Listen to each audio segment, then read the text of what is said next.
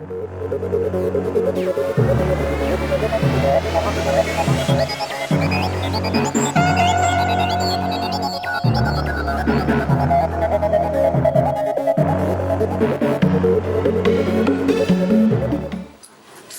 formal introduction is, my name is Mr. Akil Shakur. As I was saying, there's nothing special about me. I didn't come here on any premise or anything like that. What I'm saying is I'm just like you. I want you to see me just like you. But one thing that I always do before I speak, before I talk to anybody, is we get our respect level right, all right? When I came in here, I respected you because I just stood back. I didn't tell you to do anything. Is that right? Yeah. Probably most of you didn't even know me, so you was checking me out because I'm not in your environment, correct? Yes. Right? Y'all talk back to me, right? Yeah. All right, so all I'm asking is just for a few minutes of respect from you. Now, grown men and grown women, it's easy to give respect, so I know it's going to be easy to get some respect from y'all, right? Right? Okay. All right. So I'm not concerned about who don't want to be here or anything like that, because it's something for everybody to grab. You know what? Because I'm learning a lot from you already. All right. Now, what I'm saying by that is this. I don't know anybody and none of you know me, but I just came. I want to share some things about me, and hopefully, what it'll do, it'll help somebody in here. So if I can reach at least one person in here with just something from my life to show you why you're no different from me and I'm no different from you, to show you that success is all about being in you. All right? Now, let me ask you something. I just want to ask you right now, if I was to ask who was the first brave soul to stand up and say they're the leader in here, who would it be? You hit your chest. I said, who would stand up and say, I'm the leader? Go ahead. So what's your name, sir? Jeter. Okay. So Jeter says he's a leader. Would everybody agree? No. Of course, y'all. All right. So one of the good things about being a leader is it's challenging. It's very challenging to be a leader because Jeter, as you see, when leaders stand up, it seems like the whole body is against the head, right? This is what normally happens when leaders stand up. There's always one leader to emerge out of every section. You get hated on. When you the star player of a team and you shooting and you got the most points, what normally happens? You suck, bro. Right. We get attitude. We start talking about people. These are honest answers. But let me show you something. I want to show you something. Myself, I come from a broken home. I don't even want to know like what type of situation you come from. What I want to do is I just want to share a little bit. I want to tell you that when I was like 5 to 6 years old, what happened was I grew up in a trailer park. Nobody likes to grow up in trailer parks these days, but I grew up in a little humble trailer park in North Carolina, right? So I'm like 5 or 6 years old. Here I am sitting up in here, laying in my bed at night. Anybody know anything about trailers? You know, my bed is up against the window. Yeah, my bed is up against the window, right? So I get to see firsthand action everything that's happening outside the window. What do you think I see outside the windows most nights? Well, let me tell you. Well, some of that stuff. But here's what I saw growing up. As much as I love my father and my mother, I saw them out in the yard fighting. I saw my father fighting my mother. I had to grow up with this as a 5 to 6 year old kid, seeing my father physically fight my mother out in the front yard. On alternate nights, let me tell you what I went to sleep with. I didn't go to sleep with Drake. You know what I went to sleep with? I went to sleep with the man next door, literally beating his wife to death. She's screaming, "Somebody please help me. Somebody call the police. He's gonna kill me." So I got an alternation going on. Y'all see what I'm saying? I got an alternation going on of things in my life that are happening. All right? I got a father that drinks. So here it is now, I'm faced with a situation. Me and my baby sister, which is about 3 years younger than I am. We're coming up now to where my parents are looking at being separated and divorced at 7 years old. Alright? So, at 7 years old, here it is, I gotta make a decision. I gotta make a decision in this divorce thing of whether I'm gonna go with my mother or I'm gonna go with my father. Now, this is a tough situation for a young boy to make. So, this young boy right now gotta make a grown man decision. Many of you have had to make grown man decisions right today, and in your age group or even younger. So what I did, I thought about it for a minute. I was gonna go with my father, and then a little bit more I thought about it, and I would just stay with my mother. All right. So what does that mean? Well, what it means is I'm on the first line now of being torn apart. I'm in the first line of being thoroughly embarrassed. I'm telling y'all, it is not fun growing up in a broken home where all your friends have their mother and their father in the house, and you're the only one that only has one parent. What my mother did for us is she went to work every day. She went to work every day missing meals. My mother she was going to work literally living off peanut butter crackers and a soda all day long. Some people think that's funny, but you try living off peanut butters and crackers. Those little six cracker nabs in a vending machine. Living off that. But my mother was a trooper. She was a warrior. My mother was my first hero. Why? Because there were literally days in our household where we only had one can of beans in the house. I'm not saying this to impress you. I'm saying it to impress upon you that it doesn't matter what type of background you come from, you can be somebody. Somebody in here right now is struggling with an identity crisis. What I mean, you're struggling with identity crisis because you were followed. You don't know what it takes to be a leader, so you're tacking on to everybody else. This is what I found myself doing because I was looking for acceptance. Because I was still trying to hide the fact, that my parents were not together. It's embarrassing. Anybody that's been through that know it's embarrassing to have your parents split, have your parents fighting each other, to see all these things going on. Now, they always, people that talk in the world, they always want to say, well, he's going to grow up to be just like his father.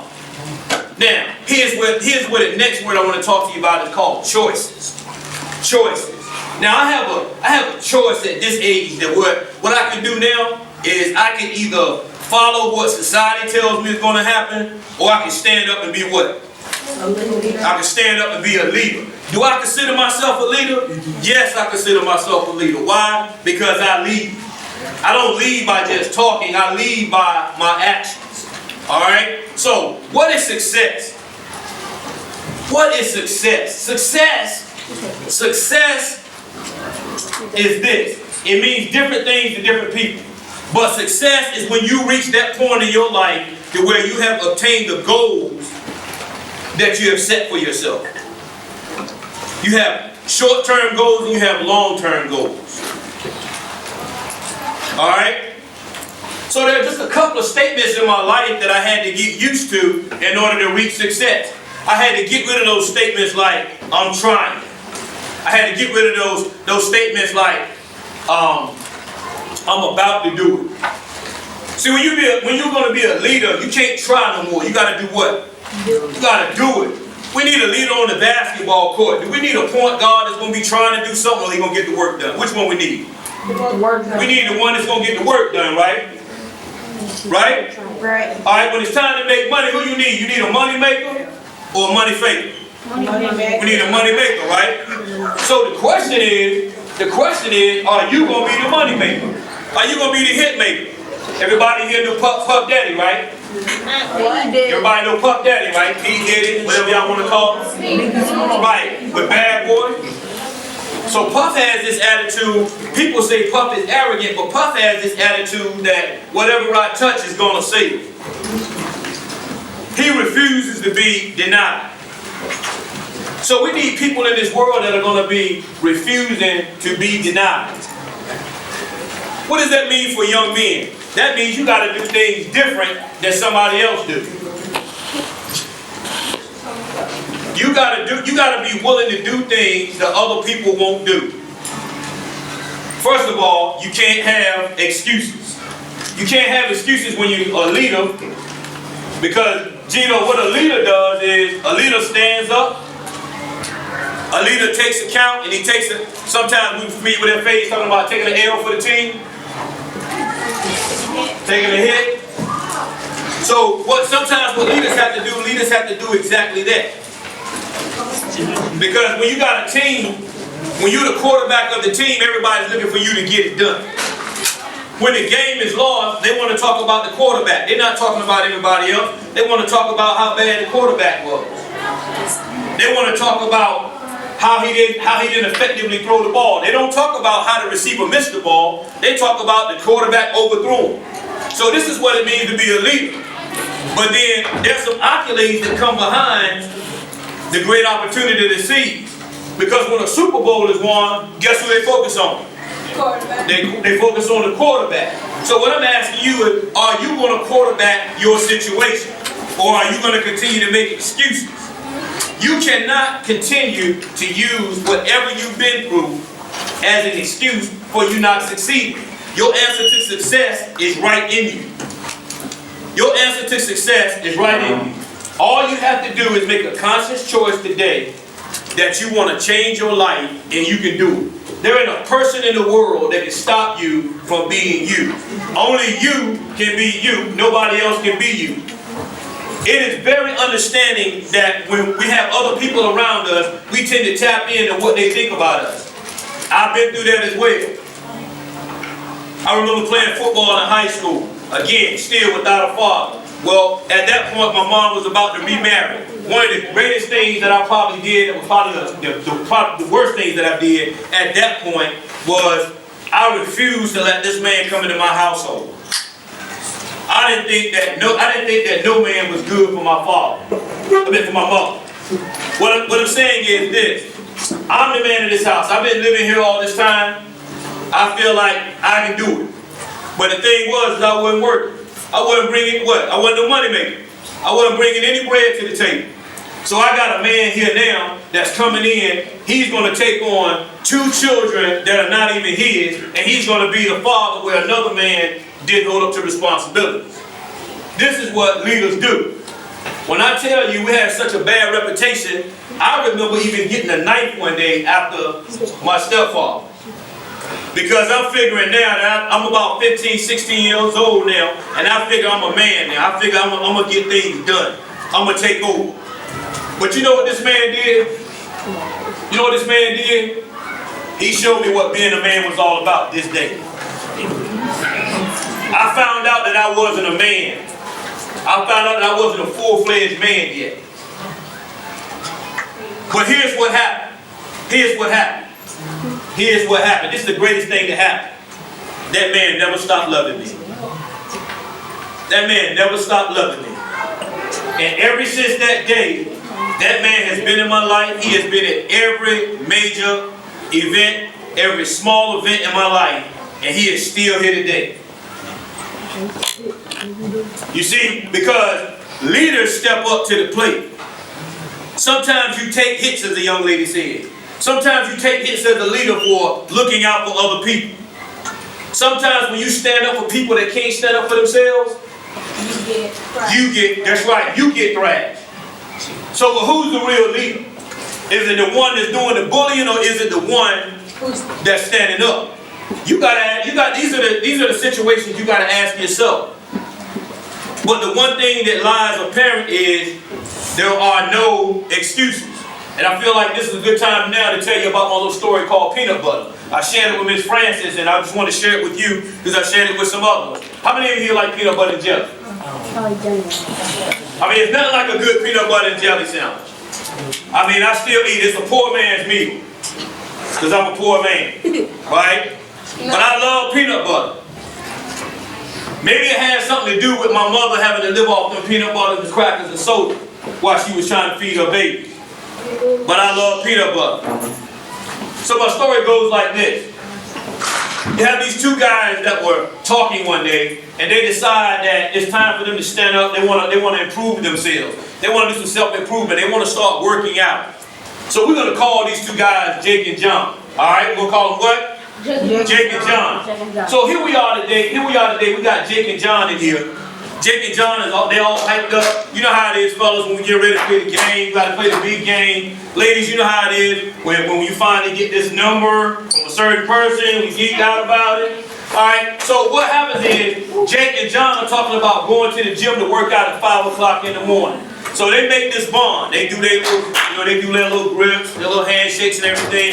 That's the seal of bond. This is what they were doing. They were sealing the bond that we're going to meet at 5 o'clock the next morning and we're going to work out in the gym.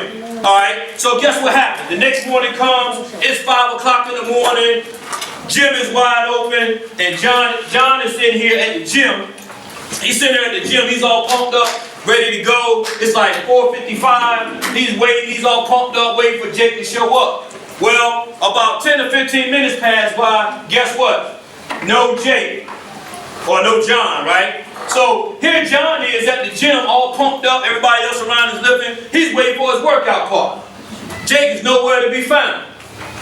So he go ahead on, he get his workout on. It's about like 6:30 now. He realizes that there's no hope looking for Jake. So about 8 o'clock, John gets to work. Guess who's the first person he sees? Jake, right? John was at the gym, Jake is at work. John walks over to Jake, he's like, yo man, he said we made a point that we was gonna be at the gym and work out. Where were you at? What did Jake say? Oh man, my bad, man. That's my fault, man. I tell you what, man, I'll meet you there tomorrow morning at 5 o'clock. John like, all right, man, sounds good. All right, I forgive you. I forgive you. So Jake and John, they make a bond again. Tomorrow morning comes. It's 5 o'clock in the morning. Who's at the gym? John. John is at the gym. John is all pumped up. He's ready to go. He's ready to go. He's already done checked the racks. He's done set the weights. Time ticking by. 30 minutes pass. Guess who's not at the gym? Jake. He's still not at the gym. What's going on? John is walking around. He's a little teed off right now. But he says, you know what? I'm already at the gym. Guess what I'm going to do? I'm going to go ahead on and work out. Alright? So about 8 o'clock, he arrived at work. Who's the first person he see? Jake. He see Jake. He see Jake at work. John is really losing it right now. John is like, yo, he is spazzing out. He's like, Jake, what is going on? You told me you were going to be at the gym. You told me this yesterday. John is amped up because he just finished working out. And plus, this is his boy. Jake, what's going on? Why don't you come to the gym? We done made this pact that we was going to work out at 5 o'clock in the morning. It doesn't happen. So Jake tells John again, listen man, okay, my bad, this, that, and the third happened. Listen, I promise you I'm going to be at the gym. Well, let me tell you this. We're going to fast forward this story. Let's say about a week passed by, Jake's still doing the same old crazy stuff. John at the gym at 5 o'clock in the morning working out. But what I forgot to tell you about John is, while John's working out, he's doing what? He getting pumped up, right? He getting built. His body's getting in shape. So here it is, this one Friday morning, it's 5 o'clock in the morning, the gym is open, weights are pumping and pump. Guess who's at the gym? Jake. Jake is at the gym. Jake ain't been to the gym since they made this pact. Jake is standing around here now, Jake kicking over stuff. He's like, this is ridiculous. I'm up here at 5 o'clock in the morning. This dude talking about we're going to work out, and he don't even show up. I had to get up out of my bed at 3 o'clock in the morning, put on my clothes, cook breakfast. I had to do yada, yada, yada. And then I get into the gym to lift weights, and this guy not even here. What is going on? John never shows up. So Jake get his workout on. He aggressive doing this thing because he's fired up now. The one time I come, now this dude don't even show up. So 8 o'clock come. Jake rips through the door. Guess who the first person he see? John. He's spastic. He's spastic. Jake is like, yo, I got up 5 o'clock in the morning, yada, yada, yada. He looks at John, he be like, John. He's like, yo, man, why you ain't show up at the gym? You know what John say? John told him he was out of peanut butter. What? Protein. I don't get it. You don't get it because John said he was out of peanut butter. He figured one excuse is just as good as any other excuse.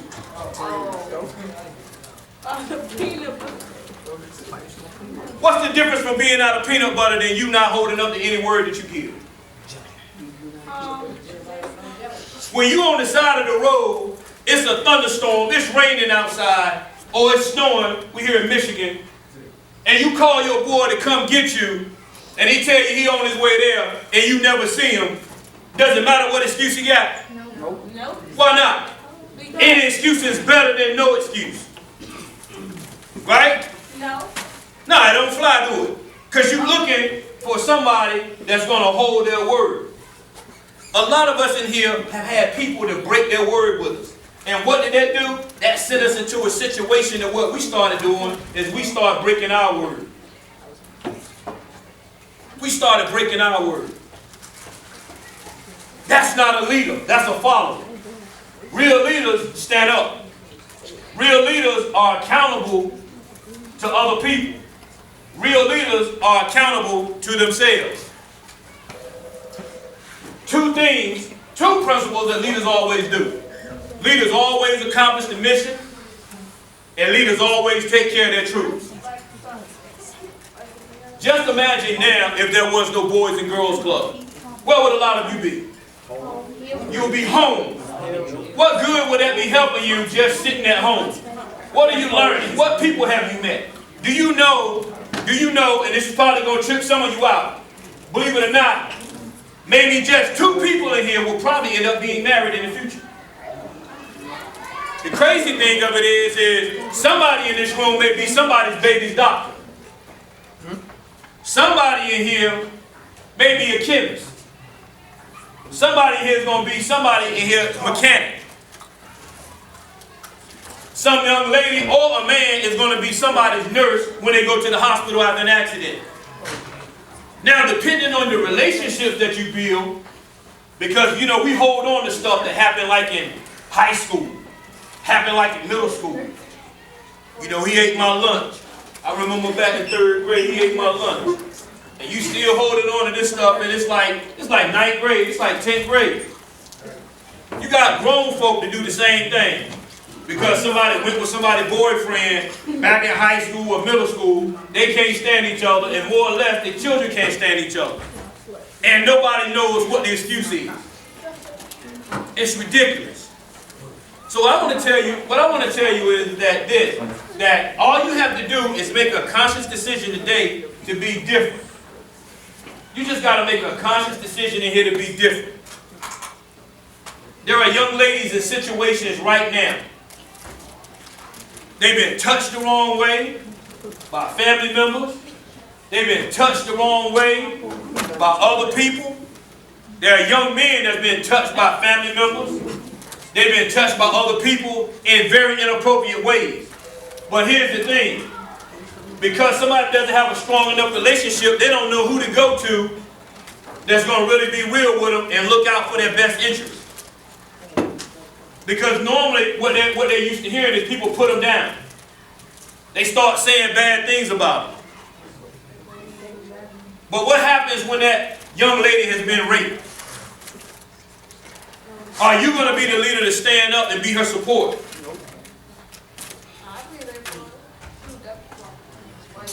What about you, that young man that get raped?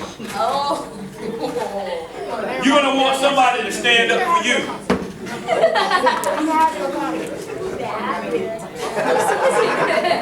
Alright, we started off with what? Respect, right? Right? Respect, right? Right? Y'all talking to me? Yeah. Alright, so if we started off with respect, why did you just laugh at somebody? How do you know there's not somebody in this room right now? You see, sometimes the person that's laughing the most is that person. Sometimes the person that has the worst attitude is that victim. And the thing of it is they don't know how to deal with it. We don't know who has been through what.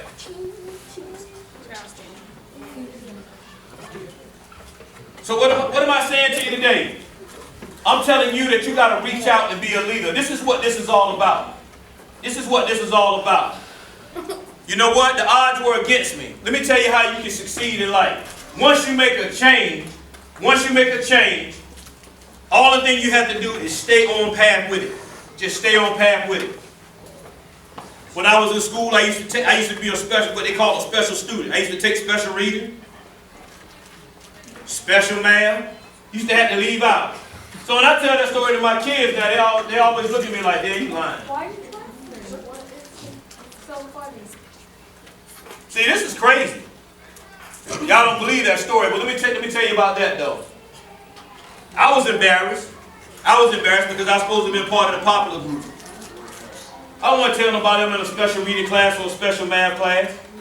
But let me tell you what happened. Let me tell you what happened after that, being in 3rd and 4th grade, and even part of the 5th grade, being in special math classes. What I did was I put the foot to the grind. What I started saying was, this is not going to be me. So what happened was around 7th grade, it started clicking. It started clicking. Guess what started happening? Got smart. Exactly. Got smart. Started doing work. So what I started doing, I started being on the A and B honor roll. Guess what? Guess what that brought, Jeter? Hate. It brought hate, because you know why? Haters. Because the haters couldn't stand the fact that I was chilling with them, but now I'm on the honor roll. What the haters couldn't stand was, in the 8th grade, I get the most studious award because I was studying. Yeah, I'm out here chilling with y'all, but guess what? When I go home, guess what I'm doing? In the book? Homework. I'm hitting the books. I'm hitting the books. What's studious? Studious. One that studies much. Okay, I understand now. One that studies much. Alright? So here's what happened. Well, let me tell you something else that I started studying around about the 7th and 8th grade. I started studying, I bet you catch your attention with this one, see. When I started studying this green stuff. Money. No, the other green stuff. Yeah, weed. Yeah, weed. See how quickly you go from stupid to smart, back to dumb, back to stupid again. Somebody said back to stupid again. See, I'm talking about me. I'm not talking about y'all. I'm talking about me. So here I am, this most studious guy. Listen to me. Here I am now, this most studious guy. I'm sitting up here now. Got a route because I'm in 8th grade now. So what happened on Friday nights? You got Friday night football games at the high school, right?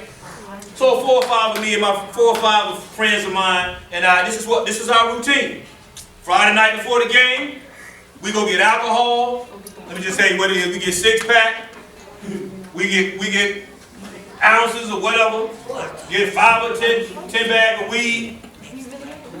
Back in the day, we used to call it get zooted. Y'all call us everything. Get high and all that. That's an old man term right there. Alright? So here's the thing though. Alright, check me out. You gotta feel me on this. Listen to me. Here's the thing. Back in the day, it was so dumb to be high that it was cool. It was cool. So here I am still searching for this. I'm in this identity crisis. I'm still trying to link up. So here it is, they know certain guys in the school for getting high. This the thing, it's the thing to get high on Friday night, to go back and be like, yo man, we was so tore up, you know what I'm saying, for the game and all this. So here I am, Mr. Smart Guy, now I'm trying to play the role. I'm trying to exaggerate the role more than what it was. So I'm in the classroom telling chicks like, yeah, you know man, yeah, me and so-and-so, yo, who's highs on or what? And you know what they was doing? They was laughing. They was looking at me like I was a clown. You know why? Because they said it didn't fit my image. But here I was, being the dumb guy. I'm spending more time, instead of being the person I should be, I'm spending more time trying to make them believe that I'm high. Is that stupid or not? Stupid. Stupid. You said it's stupid. It's just straight dumb. So here, it's retarded, whatever you want to call it. I was all of that. I don't mind saying it. All right? Here it is. Here it is. Now, we'll come back to that term. We'll come back to that term, but you need to know something about that term. All right? Now, listen to me. Be careful of the words that you use. All right? Because those words will come back to haunt you. All right? Now, here I was smoking weed in the 8th grade, going to the 9th grade. In the 9th grade, it started to click a little bit more because back then we had what we call a smoke wall in high school. You can go and smoke cigarettes in the middle of class or between breaks, all right? So here it is. I'm sitting out here at the smoke wall, and I got my best friend. I got my best friend out here one day, and we sit up in here, we trying to smoke cigarettes. So after the break, my best friend pulled me to the side, and this is what blew my mind. It totally changed my life in the 9th grade. My best friend held me out. He held me after the bell sounded, everybody else had gone. He told me, he came up to me. He was like, you know what, man? He said, hey, listen, let me talk to you for a minute. He's like, listen. He said, you don't mind me touching you, do you? This is what brothers do, right? All right. So he says like this. He says, listen. He said, hey, man, listen.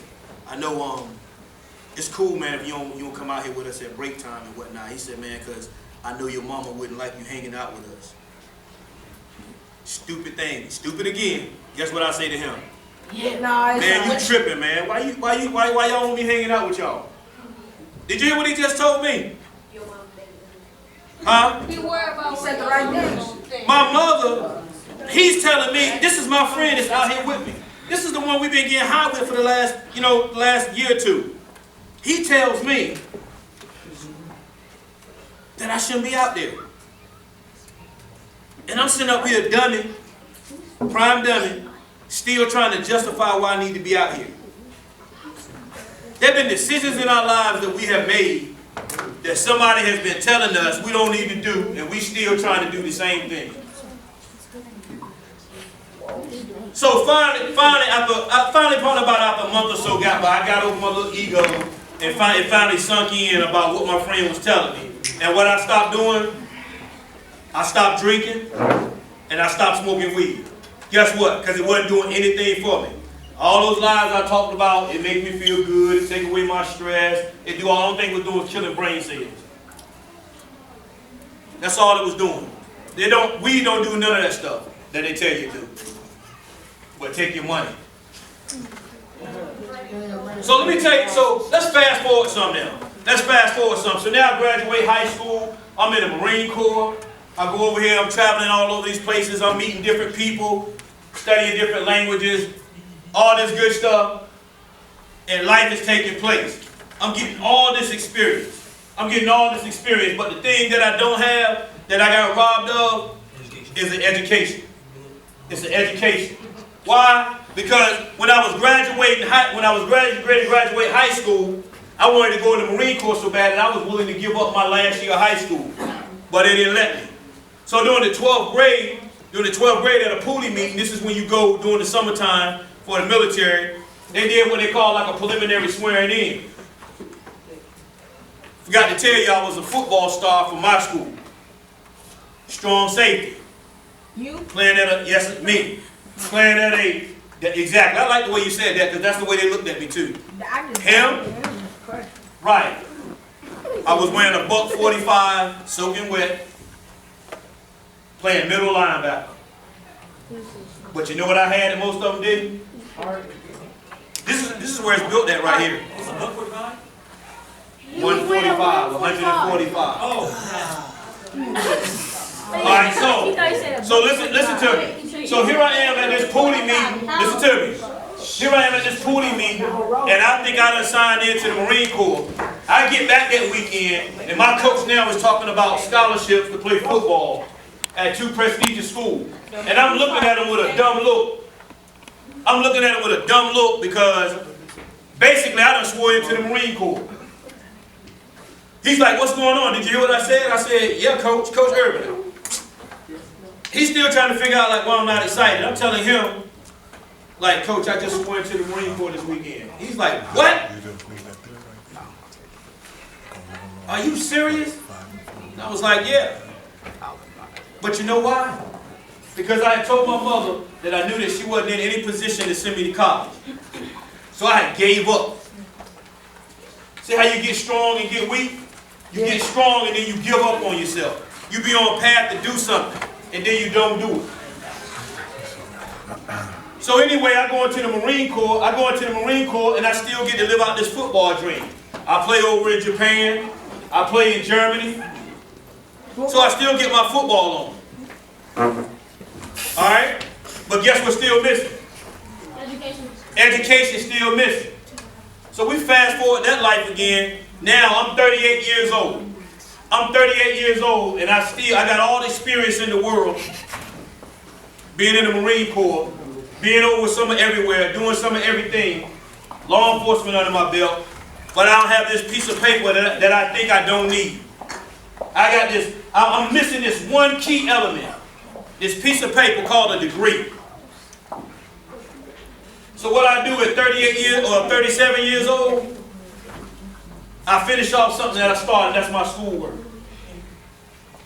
So what I do, I graduate at the top of my class with a 4.0 in business administration from St. Paul's College in Lawrenceville, Virginia.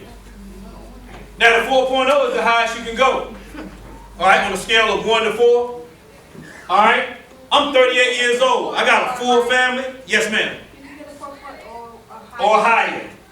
Right, or higher. But on a scale of 1 to 4, I had the 4. All right. So here it is. But listen, here's the difference, though. I'm not a kid anymore. I'm a full-grown man, married, 3 children, and I got to do all of this while I'm working. I got to go to school. I got to go to school for like 4 hours before I go to work and work all through the night. And I held that. Well, let me tell you what happened. Let me tell you a little bit of what happened, and we're going to begin to wrap this up. What happened was this. This one morning I got off, I was tired after work, and I had this paper due. I went down to the college campus, and Dr. Jones, she changed my life as far as schoolwork. I'm sitting in here tired, and this woman is ringing. She is ringing me out because she says, you have the ability to do more, and you won't do it. And I'm sitting up here saying to myself, I've done everything that I can possibly do. I've been maxing out. I've got A's in all class, and this woman is still telling me I can do better. I'm like, you tripping, old lady. So what happens is, she takes my paper and throws it back to me. I take that paper home that night. I'm still teed off with Dr. Jones, and about 2 o'clock in the morning, I wake up with a vengeance, and it finally clicks. I write the entire paper. I turn it in the next day. Guess what grade I get? I got an A plus. You're right. Exactly. Exactly. An A plus. So before I even graduated, getting my bachelor's, I was already enrolled in graduate school to get my master's. Then what I did was I went on with that and got a 4.0 on my master's. Listen to what I'm telling you. I'm telling you that there's somebody sitting in here now that's just like me, that's been down the wrong path, that can say, I can do something different. All right? Are you hearing me? Yeah. Are you hearing me? I am. This is what I'm saying to you. So going to that point, now I can proudly say that I'm working on my PhD right now. All right? Are you following what I'm saying? Yeah. Are you following what I'm saying? Because see, what might happen is, one day you may walk into my office needing a job. See, this is where it gets crazy at. The same people that you don't listen to on the way up, when you go in there looking for a job, you find out they're about to be your employer. And this is what they do. When you ask for an application, they're going to laugh at you. That's not going to be funny to you when you have to support your family. All right? So what I want to ask you now is, I just want to ask, where are the leaders at now? Do we really have leaders in this room now? I want to know, how are you going to make yourself different than when you came before you came in here today?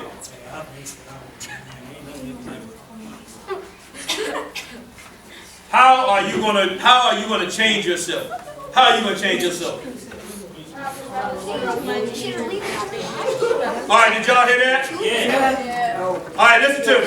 She says she's going to change herself by listening to her teacher. You may not look at her the way she sees herself, but she has the strength enough to stand up in front of all of you to tell you that she's a leader. So what I'm telling you is that you have a story.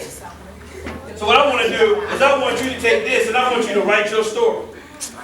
All right? I want you to write your story, because here's the difference in people that write things down. People that write things down begin to commit to themselves. Where's another leader at? Why are you a leader? That don't cut it in the world. We can't just talk our way through it. People follow me. I don't know why. Who follows you? People.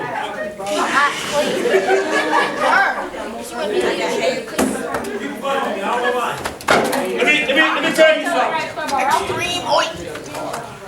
Let me tell you something. Let me have your attention. Let me have your attention. Stand up right here, big man. Come here. See, there's certain things that leaders notice in people. You see this young man right here?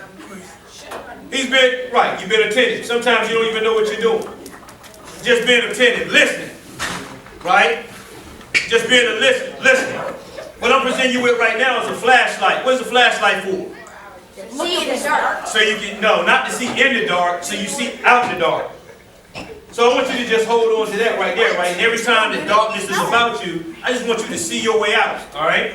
You see your way out because they're going to be haters. They're going to be people that are always, doubt you, all right? See, even if you don't use it, I just want you to just look at it every day so you'll know what it's about. This is what's going to make the difference, all right? So what I want to do now is I want to end on this note. All right, listen to me. I want to end on this note. I want you to develop a plan for yourself. I want you to stick to it. I don't want you to be deterred. Don't let, no matter what anybody say, I don't want you to go away from that plan. Stay on that route. Stay positive and keep your goals to yourself and live them out. All right? All right? Thank you for your time. All right? Yes, he's alive. From the dark to the light sunrise. Everybody who be driven and thinking that he's gone, yet he ain't more big surprise. Voila, right there before their eyes. He'll be back, ain't cut no slack for the